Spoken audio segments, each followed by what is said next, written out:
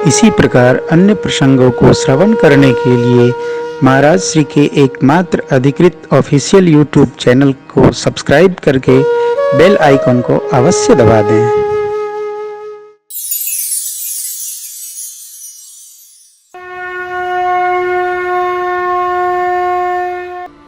अर्थपूर्वक 25 दोहा।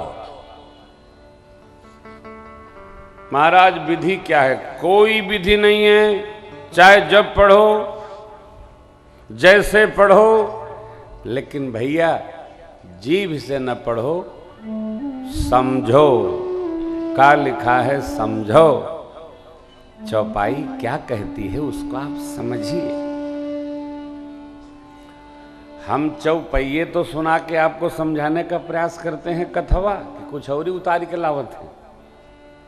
ये चौपैया जौन है इसकी भी कथा है। बाबू राम मनोहर जी कहाँ बैठे? ये बड़े भगत हैं, मानस के रस रसिक हैं। ये हमारे तो बड़े आत्मीय हैं। देखिए, किसी महापुरुष का चिंतन है। प्रेम भूषण जी, आइए आपको छंद सोरठा इसकी व्याख्या सुनाते हैं। हमारे गांव के हमारे प्रथम मानस गुरु हुए परम श्रद्धेय पूज्य सदगुरुदेव पुष्करनाथ जी उपाध्याय, बड़े अद्भुत विद्वान हैं मानस के। बोले कि बाबू, मानस का प्रारंभ सोरठा से है। सोरठा मने जो इसको रटा, सो रटा।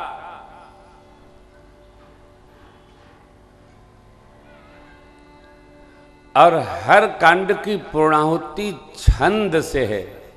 रट लिया और उसको छंद के छननी में छान लिया। बीच बीच में गोस्वामी जी ने दोहे डाले हैं। जहां प्रसंग को अर्थपूर्वक दबाव लेना होता वहां सोरठा रखते हैं, और जहां सहजावस्था है वहां दोहा रखते हैं। ये मानस बेटा कामधेनु है। इस मानस रूपी कामधेनु का कलियुग कामधेनु रामायण शंकर दुही दुही सनकादिक वाल्मीक मुदितायन। अब फला दुहे फला दुहे फला दुहे, ज्ञानदास गोबर के खातिर सदा रहे पछियायन। कलियुग कामधेनु रामायण। तो ये दोहा क्यों? तो इस कामधेनु रूपी गौ रूपी मानस को दोहकर सोरठा में जमाकर, पहले छान कर सोरठा का जामन मिलाकर जो हृदय में उतारेगा बेटा, वही चौपाई गा गा कर चौ मने चार पाएगा। क्या क्या पाएगा? धर्म साधन पाएगा, अर्थ पाएगा, सुख पाएगा, और चाहेगा तो मुक्ति भी पाएगा। ये रटकर समझकर जो करेगा, चार पदार्थ कर तल ताके। मेरी आप सबसे यही करबद्ध प्रार्थना है कि मानस को अर्थ पूर्वक जब हम पढ़ते हैं, निश्चित मानिए हमारे जीवन के आनंद का पारावार नहीं रहेगा। नहीं पढ़ते हैं इसलिए ऊट पटांग प्रश्न करते।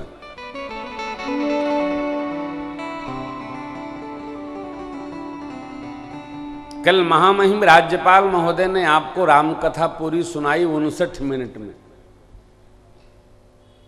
बहुत अच्छी कथा सुनाई। और चलते चलते हमसे बोले कि हमने कुछ गलत तो नहीं सुना। हमने कहा साहित्यकार हैं महाराज, आप गलत कैसे करेंगे? महापुरुष हैं आप। लेकिन आपको मैं बताऊं, महामहिम जी ने जो सुनाया वो वाल्मीकि रामायण के आधार पर सुनाया, मानस के आधार पर नहीं सुनाया।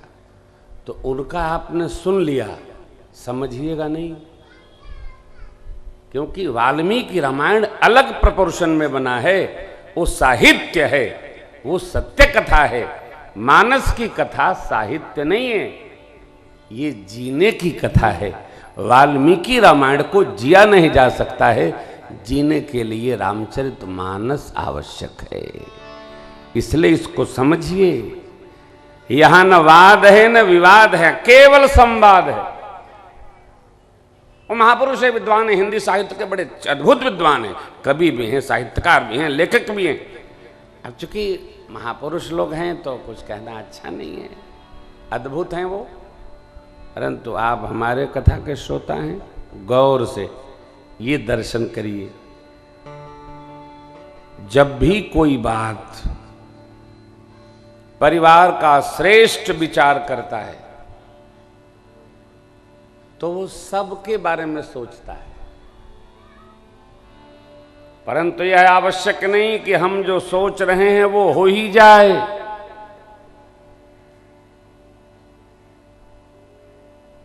हमारे जीवन में हमने जो सोचा हो गया, समझिएगा भगवान की कृपा हो गई। और यदि सोचा न हुआ तो समझिएगा भगवान की इच्छा यही थी, रोने का काम नहीं। चक्रवर्ती महाराज मित्रों माताओं ब्रह्म के पिता हैं। आप में से कई लोग ऐसा सोचते होंगे, मैंने सोचा ये न हुआ, ये तो भगवान अब पहले वाले नहीं रहे। नहीं, भगवान वही हैं जो सतयुग त्रेता द्वापर में थे, लेकिन भगवान वो करेंगे जो हमारे हित में है। भगवान वो नहीं करेंगे जो हम चाहते हैं। क्या करेंगे? जो हमारे हित में है, भगवान वो करेंगे। चक्रवर्ती महाराज ने कान के पास के बालों को श्वेत देखा तो निर्णय ले लिया, नृप युवराज राम कहूं दे जीवन लाभ की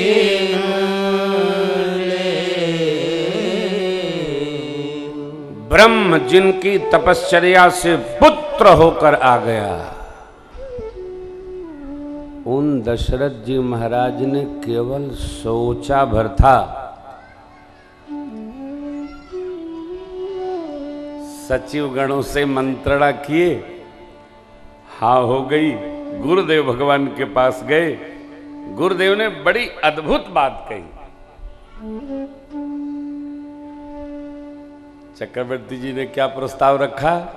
प्रभु ऐसी कृपा होती कि राम जी सब प्रकार से योग्य हो गए हैं, मित्र तो मित्र, शत्रु देवता सब उनके प्रशंसक हैं।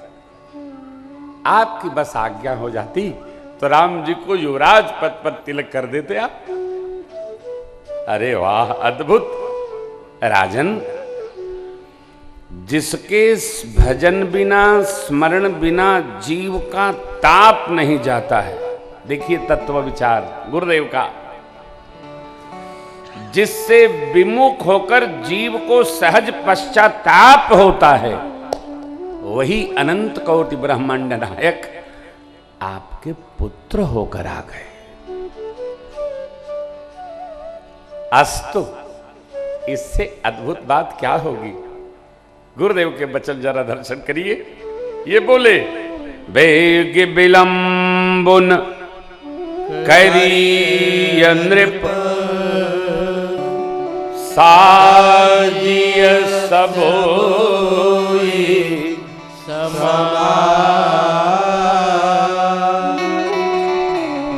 गुरु जी ने क्या कहा? बेग तत्काल कर दीजिए, विलंब न करिए, तुरंत सजाइए। क्यों? सुदिन सुमंगल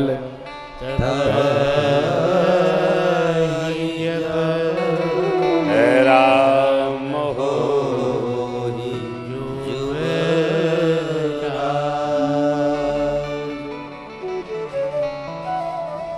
सुंदर दिन और मंगल घड़ी कब? तभी जब राम जी युवराज पद पर बैठ जाए।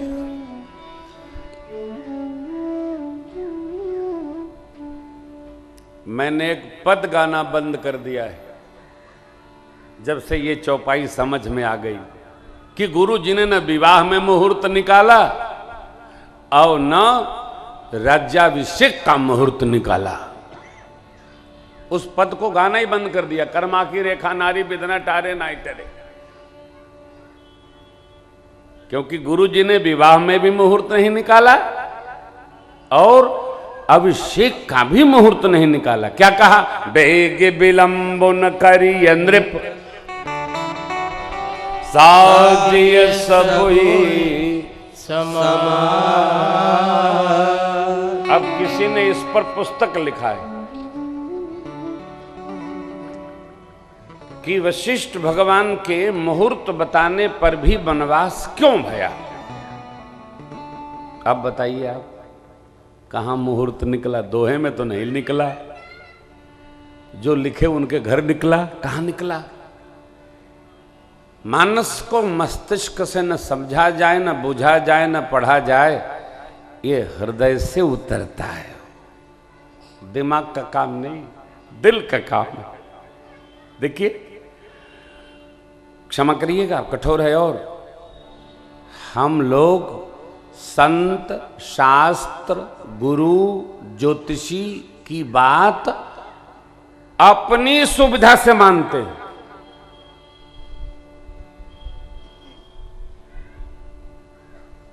लोग अपनी अपनी सुविधा से विवाह कर लेते हैं। कोई दोपहरिया में कर रहा है, कोई रात में कर रहा है, कोई आकाश में कर रहा है, कोई समुद्र में कर रहा है, कोई नावे में कर ले रहा है। अरे क्या कहें, जगह का भी अंतर नहीं। कोई अखाड़े में कर ले रहा है, कोई स्मशान में कर ले रहा है, जिसको जहां मिला वहीं कर ले रहा है। अरे भैया, कोई विधि विधान है कि नहीं?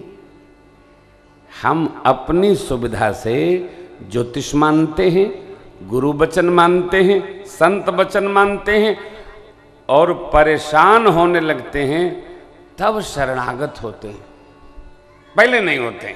नहीं नहीं नहीं नहीं, पहले नहीं होते। अरे मानस की जहां शब्दावली कम रखनी होती है, गोस्वामी जी वहां भी वेद पथ का त्याग नहीं करते।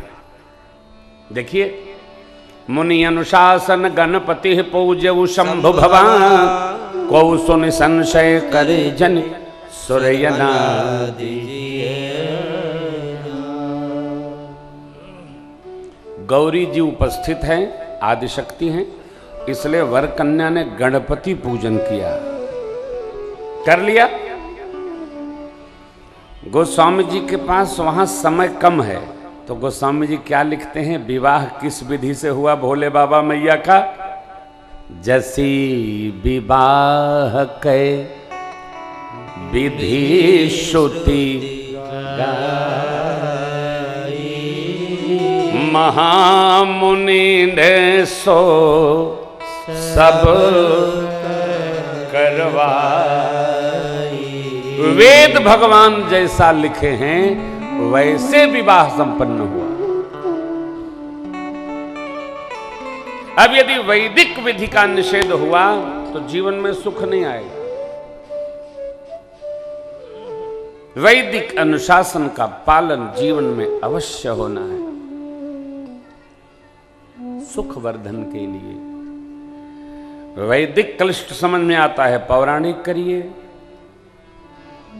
पौराणिक वैदिक दोनों समझ में नहीं आता तो लोक व्यवहार का पालन करिए।